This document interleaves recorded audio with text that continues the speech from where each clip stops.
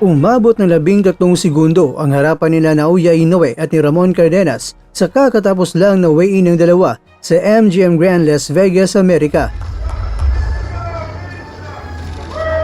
Dinalawan nito ng 200 na mga katao sa nasabing weigh-in. Si Inoue ay mas mabigat kay Cardenas dahil si Inoue ay tumimbang ng 122 pounds at itong si Cardenas naman ay may timbang na 121.9 pounds.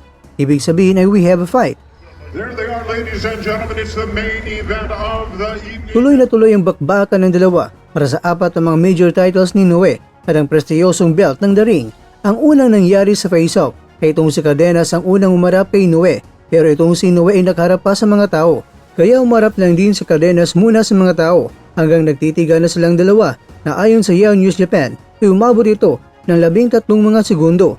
Parehong mga seryoso pero kitang-kita naman na walang kaangasangan sa itong si Cardenas habang nakaharap kay Inoue. Sobrang puno ng respeto kay Inoue, pero sana pagdating sa laban ay hindi na re-respetuhin ni Cardenas itong si Inoue para bakbakan talaga kung bakbakan ang mangyayari. Mahiling lang si Inoue kay Cardenas na sana raw ay hindi siya hamunin sa laban tulad ng ginawa ng nakalaban niya na Koreano na si Yi Jun Kim na hinamon siyang sige atake pa, sumunto ka pa. Kaya yun, wasak agad ang Koreano sa monster. Pero nagpayag naman itong si Cardenas ng napakadelikadong banta kay Inoue dahil ayon sa kanya, hindi siya takot na matalo sa laban.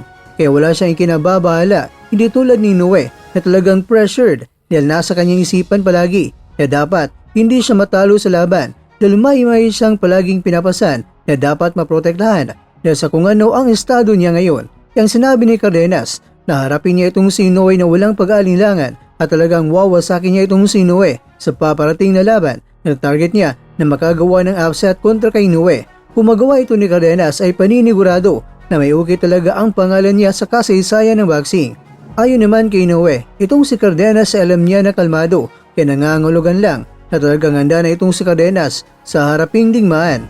Umami naman si Inoue at sinabi niya na kakaiba raw talaga ang nararamdaman niya sa atmosphere ng Amerika at sa Japan at sa unang pagkakataon. Mula na nagarap sila ay na-interview ni Nonito Donaire itong si Inoue at sinabi ni Donaire kung ano ang motivation ni Inoue sa paparating na laban. Ang sagot naman ni Inoue ay gusto niyang mas lalo pa na talagang lumakas dahil ang target niya ay umakyat sa featherweight division. At alam naman natin mga kwento na isa sa mga nag-aabang kay Inoue ay ang WBO o World Boxing Organization Featherweight World Champion na si Rafael Espinosa ng bansang Mexico. At ganito ang agwat sa tangkad ng dalawa. Pero ang unang target ng Team Inoue ay ang World Boxing Association Featherweight World Champion muna. At kung magtagumpay si Inoue kontra kay Bol, ay doon ay susunod si Espinosa. Pero parang mauna pa siguro mga kwento ang Inoue kontra kay Junto Nakatani.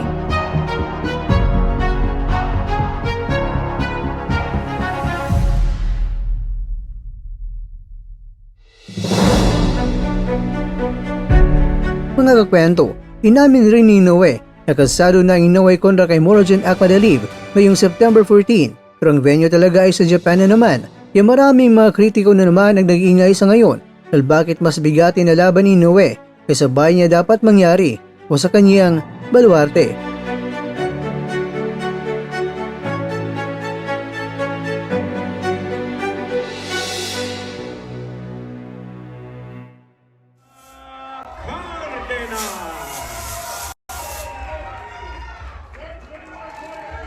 Cardenas weighs in at 121.8 pounds, 121.8 pounds for the challenger.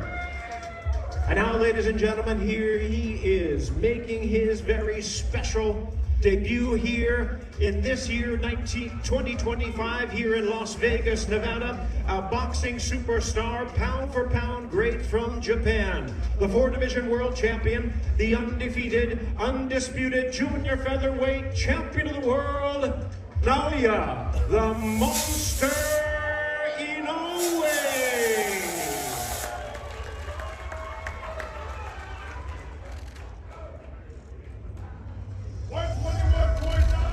121.9 pounds, 121.9 pounds.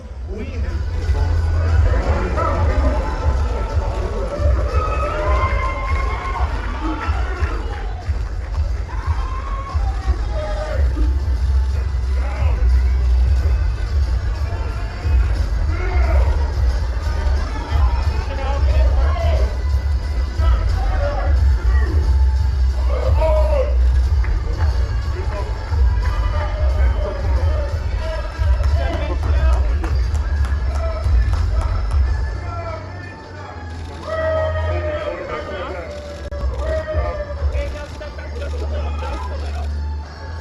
There they are, ladies and gentlemen. It's the main event of the evening. Undisputed Junior Featherweight Championship of the world, wearing all of his belts, Naoya the Monster Inoue versus At dyan, nagtatapos ang ating kwento.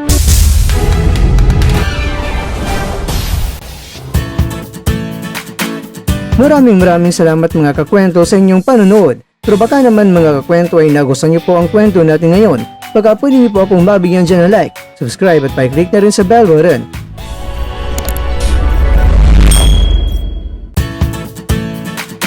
Pero bago tayo tatapos mga kwento, syempre, shoutout po muna tayo dyan sa ating mga kakwento. Kay kakwentong Eve Mar Salvacion, kay kwentong Paquet Torsky, kay kwentong Gregorio Riquilias, at kakwentong nanonood ngayon, shoutout sa iyo dyan.